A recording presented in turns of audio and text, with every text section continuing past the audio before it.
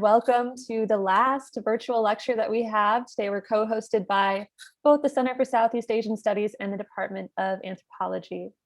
My name is Caroline Schlenzog, and I'm a second-year graduate student within the Archaeology section of the Department of Anthropology. We've made it through another semester, a challenging one by all counts with COVID. So I do want to take a minute to applaud all of our graduates for making it through such a particularly challenging, unique year. Congratulations. I wish you all the best as you embark upon your next adventures. For the last talk today, for the lecture series, we're thrilled to be joined by Dr. Laura Junker of the University of Illinois at Chicago. Dr. Junker earned her bachelor's in anthropology at the University of Michigan, graduating magna cum laude, and went on to receive a master's in anthropology at the University of Pennsylvania, as well as a master's and doctorate in anthropology at the University of Michigan. She then went on to hold the position as assistant professor at several institutions, but now works as a full professor in the Department of Anthropology at UIC. She's also currently serving as the Associate Dean for Behavioral Sciences, Humanities, and Arts at the Graduate College of UIC and the Adjunct Curator Scientific Affiliate for the Chicago Field Museum. As an archaeologist and ethnohistorian interested in the political economy and ecology of pre-modern chiefdoms and states, her research has focused primarily on Southeast Asian maritime trading polities from the first millennium AD to European contact, and particularly pre-Hispanic chiefdoms of the Philippine archipelago, although she has also been involved in several other projects, including projects in Vietnam, Laos, and China. Dr. Junker has received numerous grants and awards, has published several books, chapters, and articles, as well as presented at countless conferences. And so we are very honored to have her join us here today, where she will be presenting community engagements and partnerships in archaeological fieldwork in the Philippines, prehistoric heritage to recent history. So I will ask that if you are not presenting, that you please mute yourself and you turn off your camera. It'll cut down on the feedback that we experience. And as Mary was saying, you can feel free to type any questions you have into the chat. I'll be reading them aloud once we reach the end of the presentation. But without further ado, please join me in giving Dr. Laura Junker a very warm welcome. Okay, well, I'll get started. I just want to mention that I'm so pleased to have been invited to give this lecture about community-based archaeology and how it can affect a shared responsibility for the past between professional archaeologists and community members, that they can work together. Community buy-in can be very important in many ways to stem the flow of looted sites and destroying their context, as we're going to talk about mostly about the Philippines, because this is really a big problem, as is in many areas. While some archaeologists develop their reputations on one-off archaeological sites, they often miss the part of partnerships that can transform local people's views of the past and the need for communities to be caretakers, along with archaeologists in the towns and villages where these sites are. So we know who those archaeologists are. Sometimes they just go from one site to the next, spectacular site, and not really, spending several years or developing relationships with communities. And it's a different model of doing archaeology. Here I'm going to talk about the types of long-term community investment in protecting their distant past through archaeology. And I'm going to talk about 3 different cases.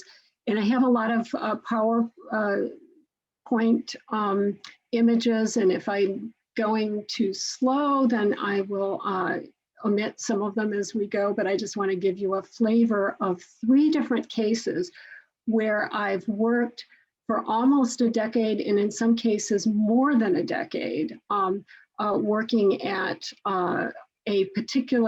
within a particular community, and not just doing a site that's Neolithic, then going to another island or going to another country. So that's what this is about.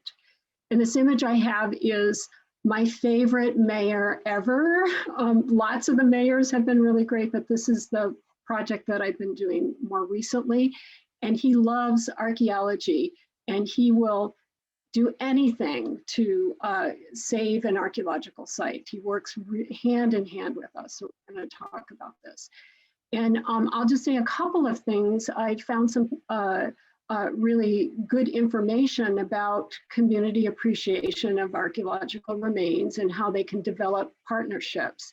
And so this would be an example, and we can't really talk about each of these examples, but I did put a link, and if you want to look at what they've done in that community, and we're going to talk about my community in similar ways, where you bring in the public and they really buy this idea that this is their heritage and that they are partners with the mayors and the governors and other administrators in these places. And what are some of the advantages of community participation and buy-in in terms of the concepts of conserving the archaeological past? Well, one is they recognize the value of cultural heritage and become a partner with professional archaeologists. Often, whether we're going to pay them and they're going to work with us, or they're simply, people that are around there in these areas where we work, we want to have them understand that this really is their heritage and their patrimonial. And also, it's really important to have education about who should be notified when our archaeological sites are accidentally discovered in the community. And this first case I'm going to talk about, which is a case where I actually work now, it's the area of Bacong and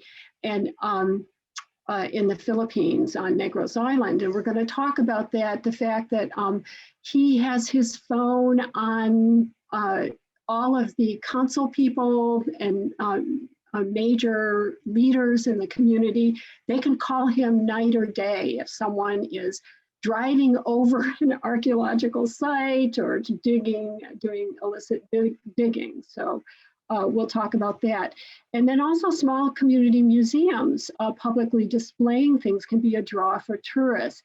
At the moment, some of the places where I've worked, they're having fights between which city really get the museum and where does the money come from. So that's a big problem in terms of funding and keeping these artifacts in the community. And then finally, the archaeological sites can be beneficial to tourism and hospitality. And this is just an example in Ireland that I found, and in La Crosse, Mississippi Valley Center at the University of Wisconsin.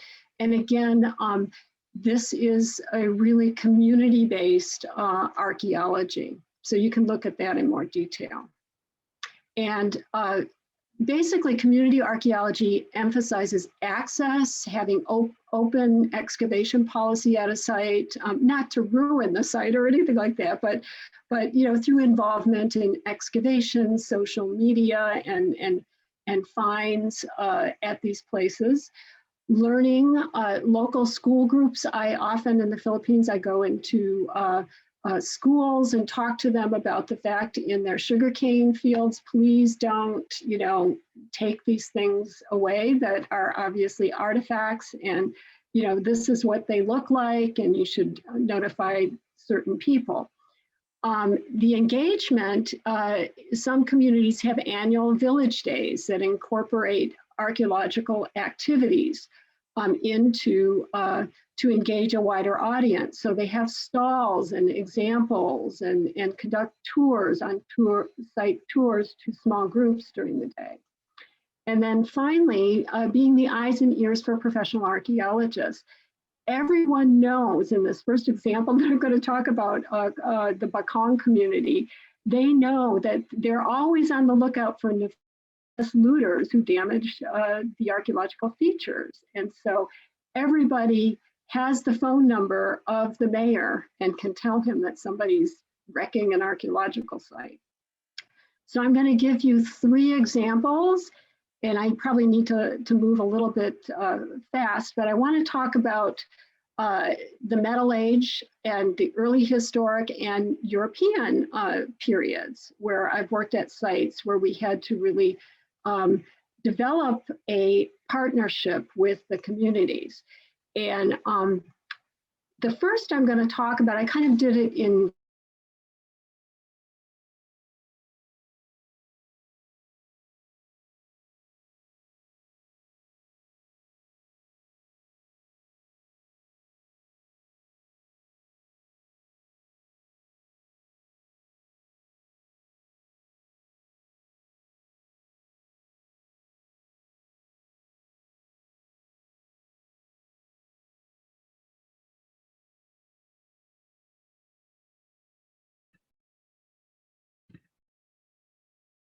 I wish we had a way to describe it, but the Metal Age were precursors to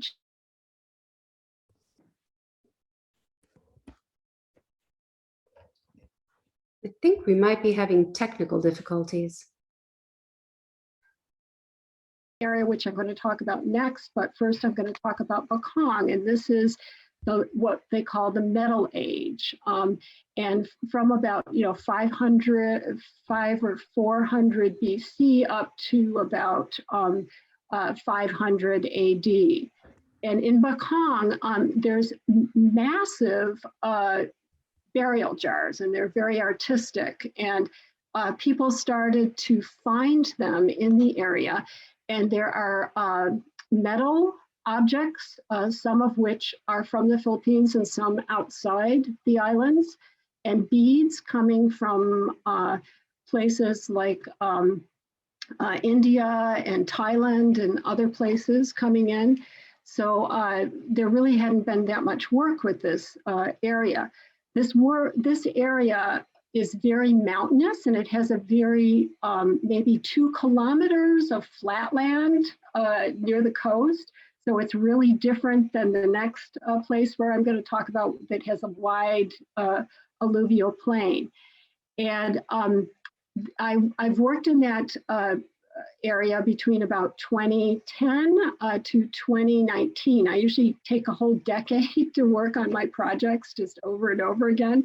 I couldn't do a field season in 2020, and I'm probably not going to do one this field season either, because we have to wait. There's mountains here, and there's just a very low coast. And I'm going to talk about the fact that there's these burial jars that are on cliffs, and they're looking out toward the ocean, which is really interesting. And I'm going to talk about that a little bit later. This is using the GIS, basically, so you can kind of see what they can see from these lookout spots. And it has twin volcanoes. It has about maybe a kilometer to maybe 2 kilometers of flatland, but most of it is very mountainous. And so we worked there. This is some of the settlement survey that we did early. These are all sites. Modern Bacong is here along the coast. And basically, the most easily found things are these giant burial crypts that are made, you could just stuff a whole body in them, basically. They're 3 or 4 feet tall, and sometimes 3 or 4 feet wide. And so they can put a lot of things in them. So they're always inside these jars. And so we've located a lot of these, and I'm going to talk about these mountains here that they're sighted toward, which is really interesting. And they blow up constantly, not so much right now, but between one of our field seasons, it threw rocks over the roads and the bridges that we needed to get into the interior to work the next season. So that was kind of scary. I was glad we weren't there when that happened. So this is late Metal Age. They're collective jar burials. They have a lot exotic long distance trade goods. I'm going to show you some things. There's beads inside these. There's exotic metals such as bronze and iron that are not necessarily from the Philippines. And they have these jars and images of people wearing earlobes and their faces on the jars. So they're really a piece of art as well as being an archaeological thing. So here's my student Sandy De Leon doing her dissertation work at one of these sites, and some Thai students that joined us in the field as well. And so here's a triple jar burial with bones, kind of people squished in there, and then lots of metal, beads, pots. There were 75 pots, very elaborate pots that we had to put together, these smaller ones, to put the things inside. We get the faces of what they might have looked like. Here's headbands, and they have they pierced ears, so we get images like that as well. And these are things inside of these large jars. And so these are cultural treasures in the Philippines. I'm going to show you one of the things that we actually found that was more elaborate than this one, that became one of the 100 best archaeological things in the Philippines, basically. And so here's some people around a jar. You can see again what the earlobes and the jewelry. So these are really elaborate. This jar burial was found just down here where I was looking, and I'm not a person that focuses on style. I'm kind of a dirt archaeologist. You know, we're finding this and here, you know, I don't look at it artistically necessarily. And so we found this, and I'm looking at it, and one of my colleagues, I said, you know, what is this M? And he said, Laura, look up there. That's a twin volcano right there. It's sighted on it. Can you see it? And I was just like, oh, okay, sorry. I just don't do that kind of aspect of archaeology, and I'm more careful about it now. And then they have smaller jars inside. They stuff the bodies in there. So they disarticulate them before, and then all the bones go inside, as you can see here. And there's beads from all over the place, from India and other parts of Southeast Asia. So if you're a bead person and interested in that, we have a ton of that stuff around in these burials. And I did want to say that this is one of the mysteries that I've always never really understood is megalithic monuments that are in Indonesia, but we don't have anything like that there. So I guess I've talked about the fact that, in fact, they could be, you know, kind of like burial jars in terms of some kind of monument to the community in some way, but it's very different. We don't have any kind of stone, large stone construction. We also had a lot of mysteries in this area because we didn't have the period of porcelain trade, and this is something I'm working on. But we do find later stuff, particularly in the late porcelain period. And so there's a piece that's missing.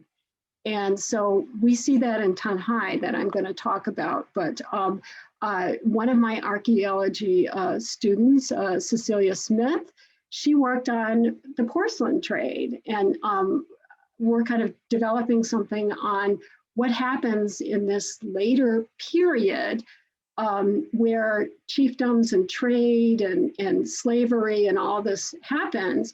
They're kind of hiding out during this period back in the mountains because they don't want to be taken. And so that's my theory at the time. And these are some of the people that have worked with me there. I have grad students in this image, but we also brought in Thais from Silpakorn city several times to work with us. And then a lot of people from from the National Museum, as well as other archaeologists in the Philippines. And we found the things in strange places. Our mayor in Bacong told everybody that if they ever see anything that looks old, they call him on his cell phone and he will come immediately with a Jeep and salvage this site. So we found this in, somebody said that there was a jar in they were mining rocks from this mine, getting gravel so they could use it to make the roads. And it was down in here. So he came immediately, all the people involved. Here's another case. Here's our happy mayor here, which we just love for more than a decade. And basically, he would come, drop everything, and leave somebody else to finish his work in the office, the mayor's office, to come do this. And he would get in his Jeep, and somebody would run on a tricycle and say, "It's an emergency," and he would come. And in here there were some of those jars, and they were making a road. He was trying to make it accessible so school kids that were up in the mountainous area could get down easier on a motorcycle or something like that. So that's what this is. And so this is another case along the road. And again, they're picking up pieces, and then they're going to, they've made a square, and they're starting out to see what this is, basically, on the spot. The National Museum is called on for emergencies with some of these that are unearthed. So they might come down from Manila because some of these jars are just spectacular. And we really don't know much about the metal age of the Philippines outside this particular area, which is really amazing. So we have a lab there. He set up a lab for us, and we start to put the jars together. And then we ship them. They go on a boat, and they go to Manila with the National Museum people. And we have the happy mayors. His wife is the mayor now. If you have any knowledge of the Philippines, they will have a husband, and then the wife might take the next, because you can't have more than two periods of being a mayor. So then she took the mayorship, and she'll go back to her husband again. But they're both awesome, so they're really good mayors either. And these are all my National Museum colleagues as well, wearing their T-shirts. Our most recent work is 2019, and that's, we couldn't do any work in 220, and who knows, 221. Someone was building a house, and we were finding a lot of burials, but not much settlement. So this was our happy place, because we had some Japanese with us at that time, as well as the National Museum people, Bong Dizon, and other people that you might know. And they were still working on the house, so they said, just dig wherever you want to around this house. And so we did. We made a big trench through it. And for the first time, we found fire pits and other kinds of kind of household things, basically, not burials. This was the first time after many years where we actually found a settlement site. So that was exciting. And here I am with a metal detector, and we're excavating this.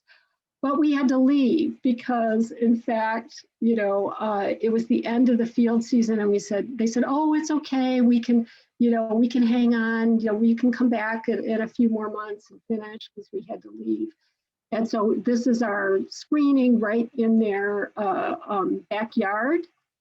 And we set up a tent, and we did all our screening of the artifacts and processing them. And we had to put them all away. And our wonderful mayor took a bunch of stuff out of his building to make a place where we can keep all our artifacts. So then when we come back, they'll be in Bacong. And he had a big fight with the National Museum, some people, but they finally said, okay, you can keep them there because it's an ongoing excavation. So basically, this is a really awesome situation where we can really look at, stay in the community for a long time. Everybody's trained. If they see anything, they call, and we've been doing that for about 10 years there. So I'm just really happy with this area. Now the second place is early historic, and many of you know I worked in the Tanjay area for a very long time as well, and it's very different. Huge alluvial plain. We have about 600. We walked a lot of this area. It's 315 square kilometers, but particularly in the lowland area, we have huge swaths where we've found every single site because they're in sugarcane. So during this period, this is the period of what I have called chiefdoms. Maybe people would argue with that, but I write books about that, and I really feel that this is some kind of chiefdom that we have during the latest period of this. Okay, and again, people have seen some images in previous lectures I've done, but people coming from China, people going to China to for trade. We have a lot of, this is a much later period between about the 10th century and the 16th century are my focus, and maybe into the 17th century. So the study area, Tanjay is here, and I'm gonna talk about, again, some later stuff in Bacong as well. In this area, there's Aita, foragers. There are what people call tribal people, the Bukidnon and Magahat, and they're all Cebuano, Visayan speaking now, but they originally had their own languages. And we did a lot of work in lots of different periods with Carl Hutter and then myself when I took over a lot of that work from 2000 BC to up to the colonial period. We have lots of sites that we've excavated. The ones in red, we've excavated a lot. And then some of the others, we've just done test pits in many of these places. And this shows us, this is a period of foreign exports from medicinal plants, spices, and resins. In the opposite direction, you get porcelain, silk, ivory, and copper, but the porcelain is what we see in the archaeological record the most. And so the elaborate jars, we see this in the Middle Age, and then we see something quite different in terms of three-level political hierarchies in the settlement, slaves, evidence of slaves, lots of warfare, and these are some of the excavations that we did. And again, I'm going to move pretty fast. We excavated 5 houses in 2 different areas in Tanjay to see what sort of, elite versus non-elite things in terms of artifacts at these sites. And obviously, you can't read this very quickly, but basically, the area of the church, which is interesting, Santiago Church in Tanjay, is in the center of Tanjay. And what the churches would do, or the Spanish would do, they would burn the chief's house, basically, and put a church on top of it. So we went right to the church, and my Carl Hutter, who was my mentor, said, go to the church, it's going to be there, all the fancy stuff, and it was. So here's some things. We have Chinese coins, we have Chinese beads from all over the place, and lots of other things. We also have a lot of fauna. Maybe I should just go quickly through this.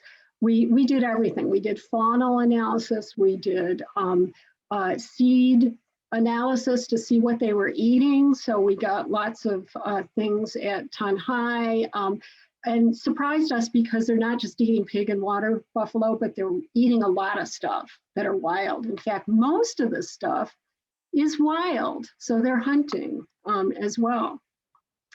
And then faunal remains, the elite areas have higher value body parts, and they tend to have more water buffalo and pig, and the non-elite areas tend to have less. So that's what this is about. And again, I'm going quite fast. We also excavated sites associated with houses in the uplands.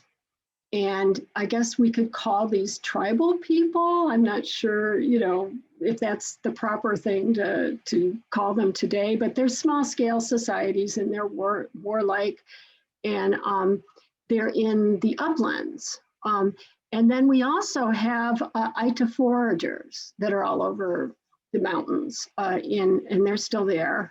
They do have a reserve right now in the B9 close by, but they hunt in that area. So we also excavated some examples of some of these sites. And I think I'll skip that one because I think we need to go a little bit faster. Just to give you a flavor of what we were able to do. And my thing is feasting. I'm really interested in feasting, and the Field Museum is awesome because it has all of these late 9th century, early 20th century pictures of people in the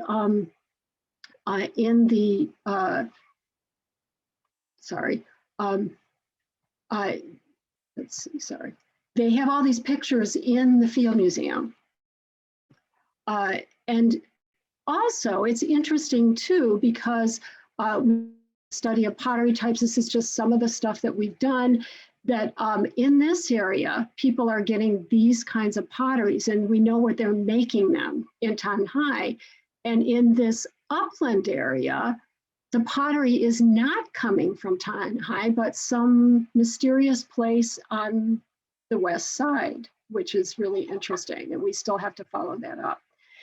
And then another thing that I wanted to emphasize is porcelain was used in a lot of ways down at Tanjay, but in the mountains, they just as good want broken pieces of porcelain so they could make necklaces like these. This is one in the Field Museum. And I believe that, this is from a later period, obviously from the maybe late 19th century, early 20th century, but certainly this seems like something that continues from an earlier period. And also it's violent in Tanjay. We don't see any violence in Bacong. It's in this earlier period, but we get, smashed heads, heads by themselves, cut off. This guy has a blade in him, and he also, he's wrenched his spine. And we have males and females and kids between them. So it was obviously a massacre. So we have lots of violence during this period. And we know that from work in history that these are some of the raiders, basically the kinds of raiding ships. And here's two of my publications where I talk about this quite a bit. And then women are used as slaves, and they're taken away off to other places. They're captured. And this, we know 1800s and 1700s, but certainly it probably happened before that. And women also do pottery. So one thing in the Philippines, there's some men that do pottery, but it's mainly women. And we did a study, particularly with Lisa Nijilek at the Field Museum, who was my former student. She did a study and found that they were bringing their designs, if they were captured, they would bring their designs with them in their head. And people often thought that these really cool types of pottery in Sulu were from Sulu, but we found out that they're not. They're from the Visayas, and the designs went with the women when they were captured, which is interesting. That's my theory anyways. And then we also looked at forager sites. That's my big thing now, looking at all the forager sites that are then collecting all the material in the uplands into the area. So we find these kinds of sites in the interior. So the other one that I wanted to talk about, so in the Tanjay case too, the Tanjay mayors, I should mention too about this before I go on, is that in fact, the mayors were awesome. And I worked through the 80s from independent from Carl Hutter by 1985, and I went many times through many mayors, and not a single mayor said no to me, and no landowner. These were all the sugarcane. We did a lot of just walking through the sugarcane fields, and I got every single planter to allow me to do that. Zero saying, there were no people saying, no, you can't do this. So that's awesome. I mean, I couldn't believe it, basically. So then we go into the later recent period, and I wanted to mention here World War II archaeology. That's really becoming important in the Philippines.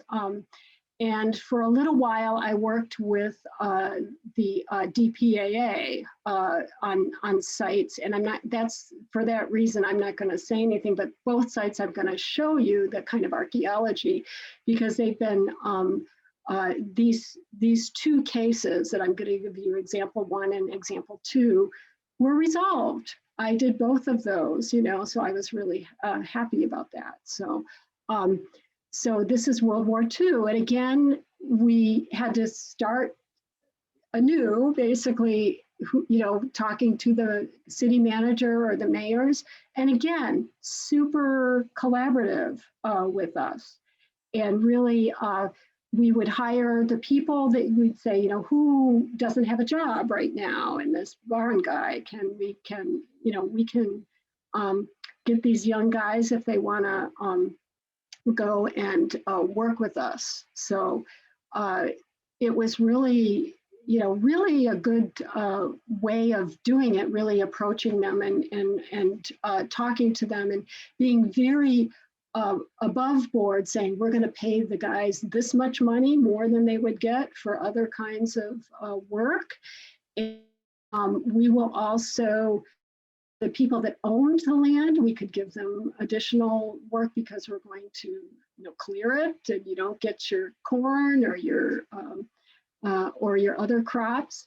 And so that's what we did. We would talk to them, and people were very, very helpful. And so we paid for their four years of private high school, which is about $1,000, which is really low, for 4 years at a high school. And we gave money, really good wages for them, so they can, support their families better, and maybe get a car or get a motorcycle or something for the family. So here we are, and we're talking to people. Here's all these are local guys, and we also had an individual, this woman here. This is Ame Garong, who is my partner always in Bacong, but also here. And this woman is the barangay captain, and so she comes regularly and makes sure everything is all right. There's no problems between the workers and what we're doing. And so this site was easy. It's a steep site, it looks steep and it's steep going down, but wait till you see the second one I did. I had to rappel, and I'd never rappelled in my life because I lived in Michigan, in Detroit. There was no, we didn't go on any mountains or anything like that. Here's our group, and they're getting the weeds out of the way so we can look for artifacts on the surface, because of course this is World War II and not earlier periods, and most of it is still there. This is Miggs Canilau, who is worked with me a lot, and he finished his PhD with me. Let's see, was it 2 years ago? 2 years ago, something like that. And so he worked a lot with me on these projects.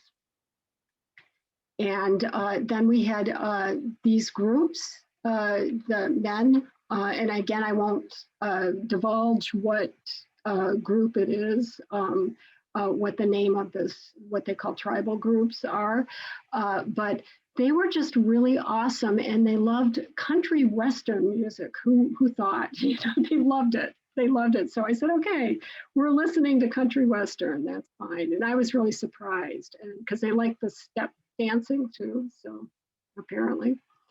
And here's, it rained a lot, so here's our pits full of dirt and debris. So overnight we were really upset because it rained really hard, and we had tarps over it, and the tarps just flew away and or just you know, got really wet. And then in this particular one, this is Caleb Kessel, who is one of our grad students who also defended his dissertation recently. And he's awesome. He knows every plain part you can imagine. And this is my middle daughter, because someone left us in the lurch, and I brought her in to work with us. And it was a really good experience for her. She was in college at the time. And the second one that we did was very hard for me because I'd never rappelled in my life. I lived in, when I was young, I was in Detroit. It was completely flat.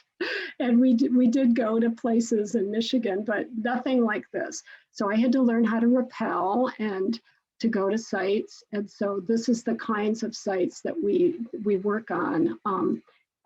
In this kind of work. And we have a community here. We had Ito with us, people that,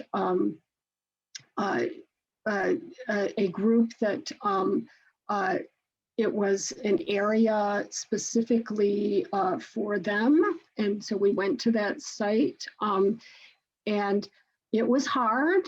I had to really, really learn how to not kill myself and walking, and the walk was about 6 hours. And I did this 4 times there and back. And unfortunately, we did not find anything after that. And they kind of gave up at some point doing it. And here's our camp. So I also, luckily being in Michigan, my family went, we never went to any kind of hotels. We lived in tents. We went and camping all the time. So I knew how to do that. And this is what it's like. It's 45 degrees or 50 degrees. So we had to rope up the whole thing and look for parts. And these guys were awesome, the people that worked with us, because this was their territory. They would come into these areas because they're a protected group, and they would then they could cut down trees, whereas other people couldn't do that, as well as, harvest, wild plants to some degree, not a lot, but they could use some of the medicinal plants and things like that. And that's what we had to do there and kill ourselves. We wore helmets. I don't know why our group, most of them didn't want to wear. They said, they looked at us like we were chumps or something, or they didn't know how to do this, So and then we basically we found about 100,000 pieces of a plane there, which was, we had to sort it all out. I didn't know anything about World War II planes until I learned, by being schooled by one of my students, Michael Canilau, whose father was the head of the military college in Manila, and he also flew planes. So, we knew something due to him. So basically, I wanted to give, and I should mention things, one thing before I go is these individuals too, this is their territory. And, we went through all the tribal meetings to make sure that it was okay with that and the pay for them and everything else. And so this worked out really well. It's a very short-term field season basically, but it's not, it's something that where we kind of went through it together and we're still in touch with them. There are people, I stopped doing that because I also want to do my regular archaeology, but they are still doing these kinds of sites throughout the Philippines, particularly on Luzon Island. Okay, so just as to wrap it up, in all cases, I think, it was really a good move for me to focus on long-term relationships with people that are working, indigenous people or archaeologists that are in smaller towns, that we should, work together and that we should, take the time to bond with one another. And all of my, other than the World War II thing, I did that for about 3 years, but the other ones, 12, 10 years, a long time. And that's what it takes. And we all know archaeologists that just kind of jump around and don't, from one site, they pick a spectacular site and then they go to someplace else. And you know who I'm talking about if you're an archaeologist in Southeast Asia. There's certain archaeologists that make a name really fast because they're moving from one country and one area to the next. And that's just not my model. It's just not how I think that is. I think that is very difficult because this kind of connection with the community, I think, makes the projects more, what do I want to say, more focused on community and understanding that they need to take care of their archaeological sites. It's the same as their histories, and that this is important. So I just put it in here that thanks for my colleagues in the Philippines who have been my mainstay friends for numerous decades, because most of my work was in the Philippines, and I think I just love there, and I just love working with groups there. And we're going to go back to our project in Bacong. I think not this summer, but maybe if I can get some time off in the fall or spring. So I guess we can take some questions now if there are people that have questions. Thank you very much for a wonderful presentation, Dr. Junker. That was lovely. So should I be taking questions at this point, or? Yeah, now we can definitely start taking questions. If you have any, feel free to turn on your camera or raise your hand function and we'll call on you. You are also more than welcome to type them in the chat and I will read them aloud. Okay, it looks like Simone, do you have a hand up? I think he was clapping, Oh, okay. applauding. Oh, okay. I'm just like too old to know all these things. I have to talk to my daughter to figure that out. Okay. All right, looks like one of our graduate students, Richard, would you like to ask your question? Yeah, hello, Dr. Yunker. My name is Richard Nicholas. I think I met you 4 years ago on my search for grad programs. And thank you for this wonderful presentation about chiefdoms in the Philippines, because it's important that we research this context outside the context of Spanish colonization and Catholicism.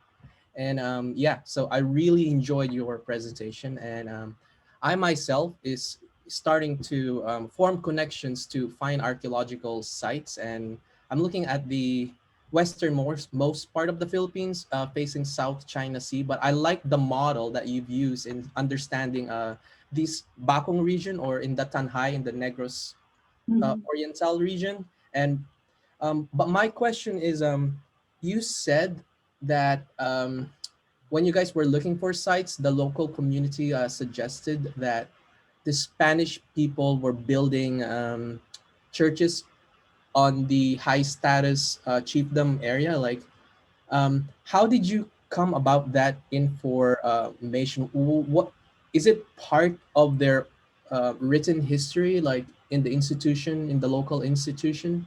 Um, I, I haven't specific things in writings because I'm not sure if the church would write, oh, we're just going to take all these burials out of here and their village and burn it, and we're going to put a church there. So I don't, it's just my understanding from the places where I've worked. We got the most spectacular graves under Santiago Church in the middle of Tanjay. And there's been a number of other churches that have been excavated. I went to visit a site in Ilocos Norte with a friend, and again, it was in right next to the church. There were a lot of pre-Hispanic burials, and they were clearly pre-Hispanic. There was nothing that was Spanish at all with them in the graves. So I think that's pretty common. I've heard from other people that have been digging, like in Cebu and other places, that that's a way of kind of, taking this stuff out and not recognize, and putting a church down. Many of the sites with the 15th century before Spanish period, like in the churchyard in Cebu, in some of the major churches in Santiago, where Fort Santiago was, there were also burials in that area because that's where the Manila chiefdom was. So I don't really know. We'd have to get a really huge pattern to completely know that, but I think that was something that Spaniards did in terms of setting up a church, and when they found burials, they would say this is desecrating the land. And it was interesting because in Tanjay, all the priests there that were very jolly. One of them used to play the organ, and he would play like what do I want to say? Like a virgin, and who's that sings that? Yeah, and he was playing that on the organ, and we all laughed. He was really jolly, and so I think that and they didn't have any problem with that. They said no, if there's pre-Spanish burials there that we had no idea where was there, they should be taken out of the area. So so that was good. That worked out with us, that we made that, because I think they were going to build another building too, and we were worried about that they would go into the pre-Hispanic stuff and just array everything. So yeah. So did you have another question about that or anything? Well, I just find it interesting because what I know about churches is it is a place where I don't know if it's only a Western ideology that people bury a lot of their dead close to the church. So I'm just wondering, when you said that these locations where the churches are built are of high status locations. So Mhm. Yeah, and it is interesting because the church area, we call it Santiago Church area, it has the most fancy graves. But we see warriors that, in Osmeña Park, about 200 meters away, in a lower status area that have smaller houses. And those are warriors, and they've got all kinds of wounds. We have and a massacre is in there, and all kinds of things going on in that area. So yeah, it's hard to interpret. I mean, we'd have to dig more, I think, but it's a city, so we can't really, we have to go where we have to go. yeah, I have more questions. I will let the others ask their questions first. Yeah. Thank you. Thank you for answering my question. Appreciate it. All right, so in the chat, we have another one of our graduate students, Alan, who thanks you for this really fascinating talk. He loved the double volcano bit. Griffin also says, I noticed in your screen that included the Neolithic finds, a white spiral bracelet that I think is made of cone shell. Same very common in Borneo. Can you say more? I don't know, because I don't do the Neolithic. I really don't. I do the Metal Age that goes into, these are kind of weird names for these periods, but I go back into the Metal Age because I wanted to know in Tanjay if there were, pre-porcelain period, because when the porcelain comes in, exactly, based on the porcelain. But I haven't really gone back further. I haven't done any Neolithic sites at all. I do the later periods. All righty, thank you. And then Maureen Justiano says, thank you for your talk. I was only able to catch the part on World War II. I work with DPAA as a World War II historian, so I don't participate in fieldwork as this. I'm interested to know what other kinds of issues or problems you've encountered in locating the Crosse site and conducting excavations. Well, I did 2 sites, and again, I won't mention them because, both of them have been closed, but one of them, the one that was in the mountainous area, we had 5 missions there. I did 4 of them, and then another person did from the DPAA. They also had another, so we had 2 groups that went over there to just make sure, because this was a high priority situation. But I loved it up there. I loved being on the mountains, and I had no idea that I could rappel. I'd never rappelled. I thought I was going to, but we had these great mountaineers from Manila who came. We paid for them to take us up, and make us safe. So it was fine. But yeah, I don't know in terms of these two ones that I was involved in. It was pretty hard. I had to go one summer 4 times, 3 times to one, or in the spring, and 2 times in the summer. It's really hard. And I have my own archaeology that I have to do. So I did that after that. And I'm associated in the graduate college. So right. Somebody had to, do my stuff in the summer. There isn't that much to do in the summer, but it's very stressful, to do all of these things. Well, So thank you. Other people doing it now. I'm not doing those things because I need a break. So yeah. Geneva Jib says, thank you for your fantastic talk. I have 2 questions. Okay. Do you have some barriers like cultural difficulty or differences in community engagement in archaeological research? That's the first one. Oh, well, I started going there in 1982, and I have worked in Vietnam to help when I was working, helping Nam Kim one semester. And so that was really exciting because I've always wanted to do that.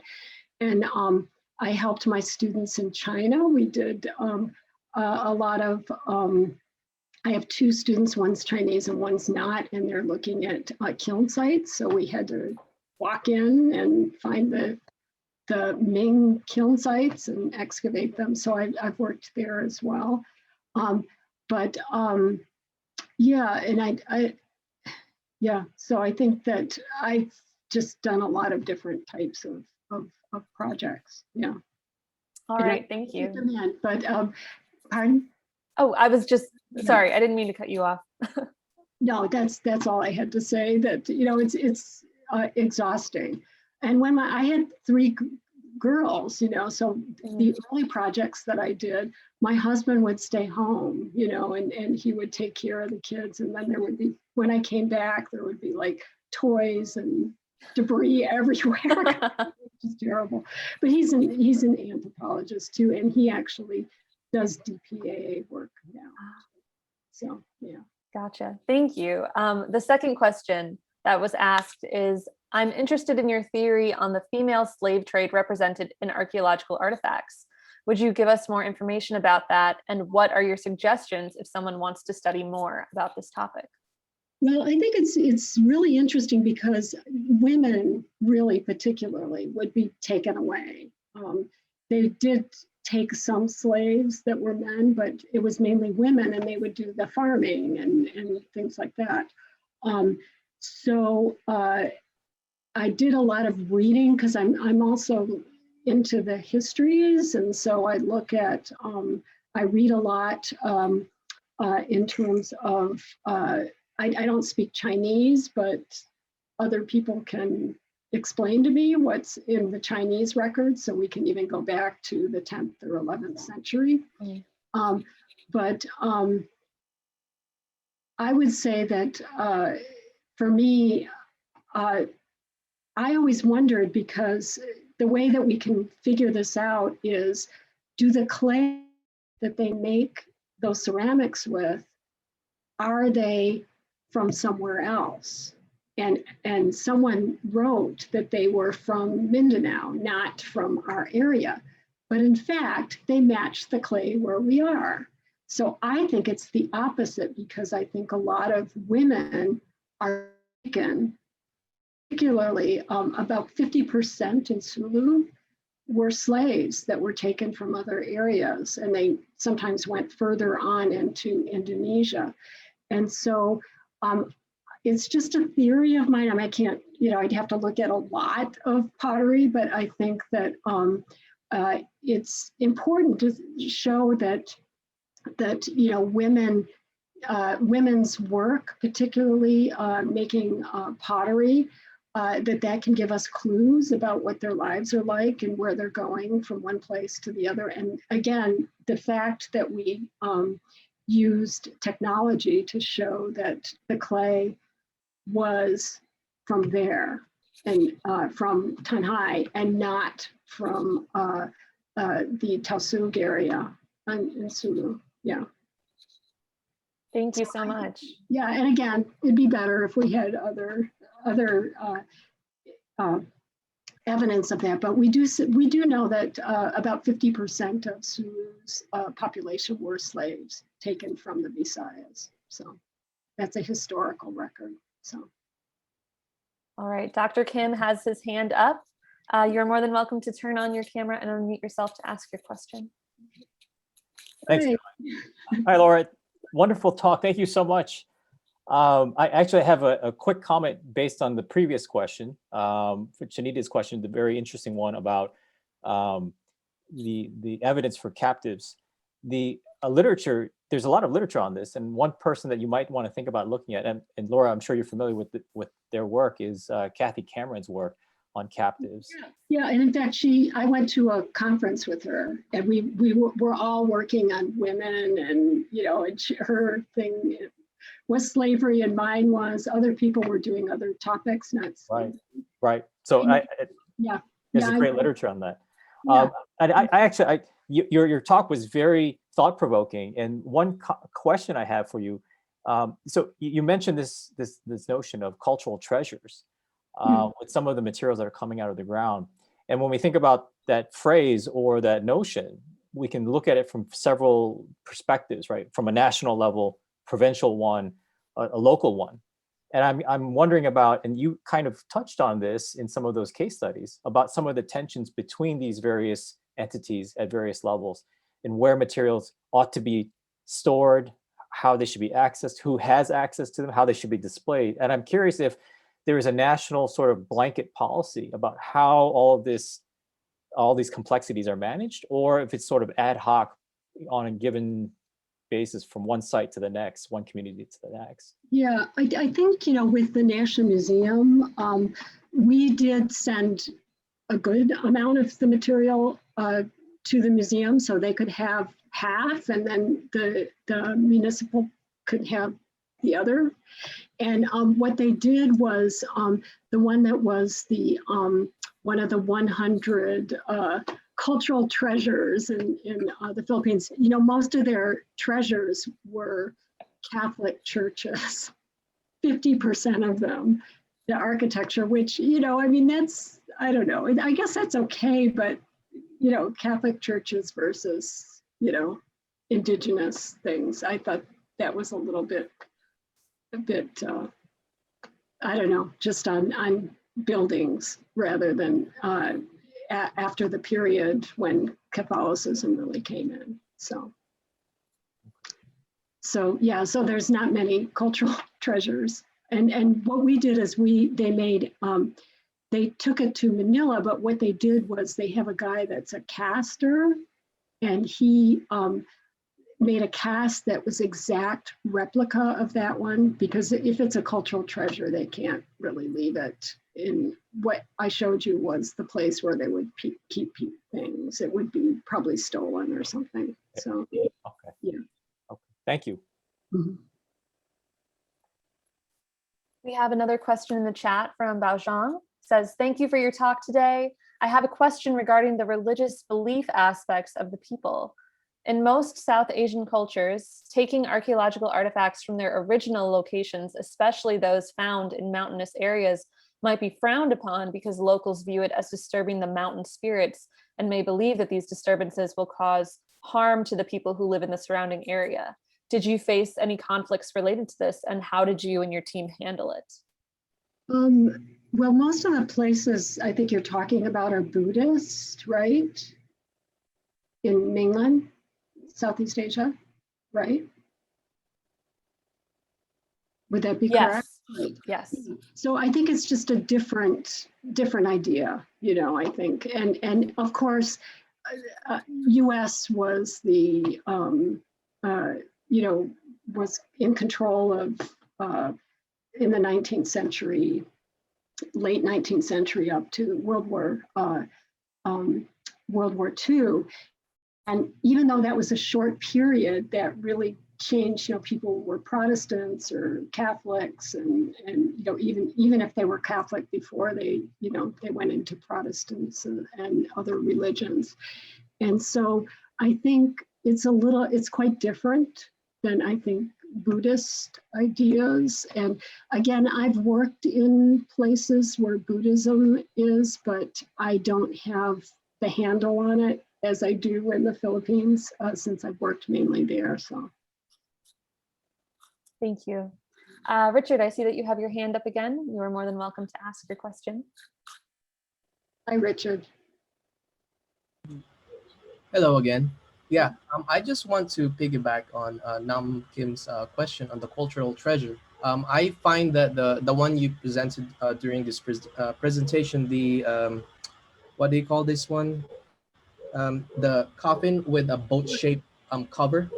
And you are suggesting that the M of this one is related to the view of the indigenous sacred landscape of the Twin Mountains. But I find that this is kind of more related to the Toraja people, because they have the same design on their houses, on the rooftops. And did you guys find an obvious connection other than this type of design for jar burial coffin? Because this is a very, very distinctive, elaborate design that I haven't seen before. Yeah, yeah. In actuality, I mean, these islands had interaction.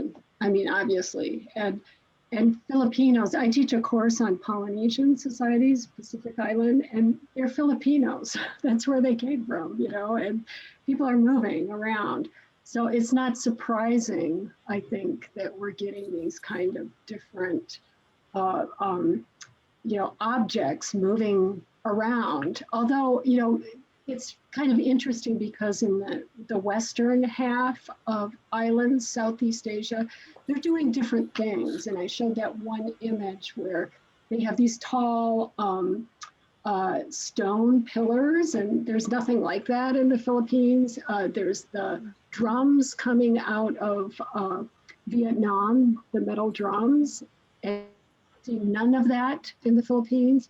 So obviously there's some trade or interaction changes over time, but certainly in that earlier period, like 2000, you know, or 0 AD, something is happening where, you know, there's kind of a cleave at that time, but then things become a little bit more isolated and more specific in terms of what sort of cultural excuse me, how different, what things mean basically in later periods and what sort of things they focus on in terms of their culture. It kind of splits, even though there's interaction. Okay, that is great. I have a follow-up question, if you don't mind, and Yeah. my last one. So I'm interested in understanding the maritime trade and exchange and the interaction of these coastal communities. Mhm. Foreign traders. So I'm particularly looking at jade and nephrite items. I've seen that you guys have multiple types of ornaments that you guys found in the sites. Do you guys have found evidence of stoneworking workshops for ornaments during your years of excavation? No, I haven't. And we have beads that from the later period at Tanjay and then Bacong, they're much earlier. And those are coming out of I should mention Sandy De Leon, who's in the National Museum, and she's also my student finishing her dissertation. So she's actually in the Philippines right now, but she's been working on beads and trying to see where they're coming from in the Philippines, and they're coming from a lot of different places, from Thailand, and then some are coming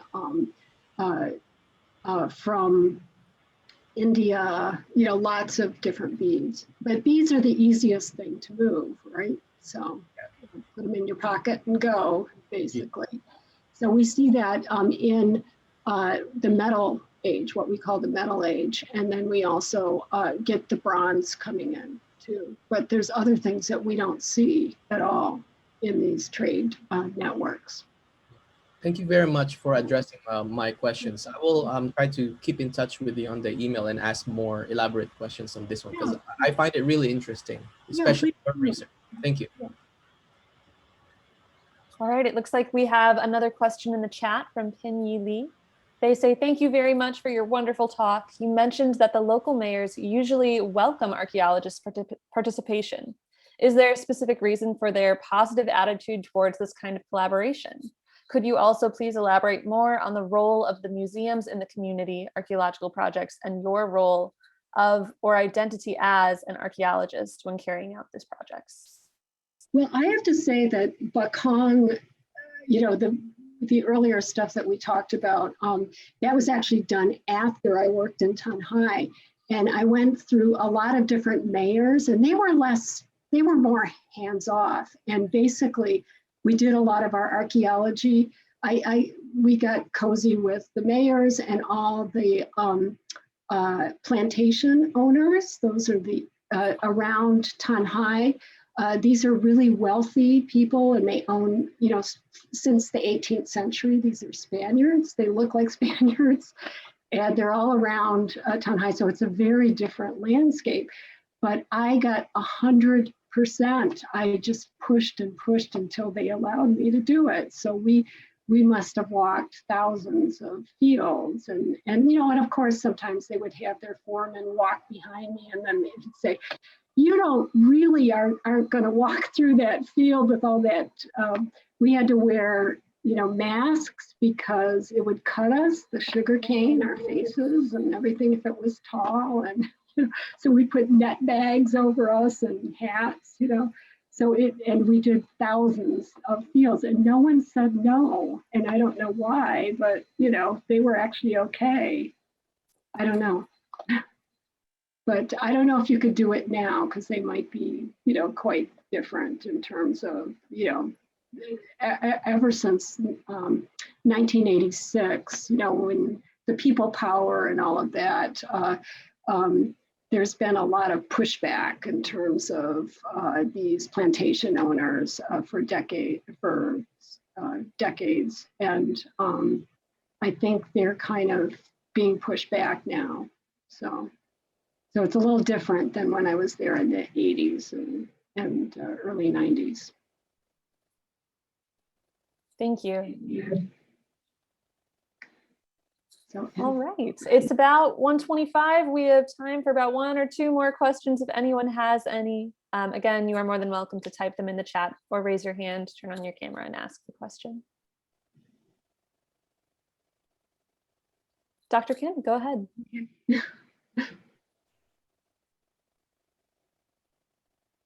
You're muted, I think. Yeah. Okay, there we go. Thank you. I just had a question about the human remains. What typically happens after the investigations are completed? We send them to the National Museum, then it's out of our hands. Yeah. But I mean, it was clear when people had like axe marks on their heads and stuff. So we obviously knew, and then all the heads. And so they took care of it after that. We sent it to the National Museum because that's not something, we had one student with me that time that did know forensics and stuff, but he was just a first year grad student, and but he was the one that was really looking. We were surprised because we didn't expect to find a massacre inside, Do you know what, I'm just curious if you know what the National Museum typically does after they receive the remains. Are they repatriated in some way, or? Well, what they do is they log them in, and the information about it, and they then put it somewhere, because there may be people that, people may want to look at those skeletons. I mean, particularly if they're a bioarchaeologist, that would be very useful. And there's more students that are doing that. And my colleague that works with me in Bacong, she was our forensic person, because she's a bioland person as well as an archaeologist. So yeah, so she always looks at them and to see if there's something that we should be thinking about in terms of the bones.